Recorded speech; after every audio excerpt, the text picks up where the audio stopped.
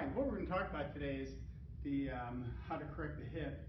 And sometimes the hip will fixate when it's internally rotated, and sometimes it'll fixate when it's externally rotated.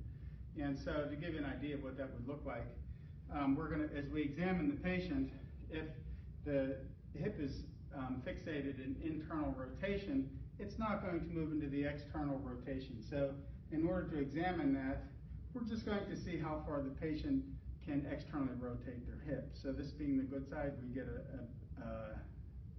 a baseline, to see how far it rotates, and then we're going to check out the involved side, and we're going to see how far it externally rotates. It does not rotate as far. That means it's fixated in the internally rotated position. So in order to correct that, we have to increase the external rotation. There's two ways to do that. One, you can pivot facing the patient's feet. You can move the hip into external rotation, contact the anterior portion of the greater trochanter, and thrust to increase the external rotation. Another way to do that is have the patient slide all the way down to the bottom of the table.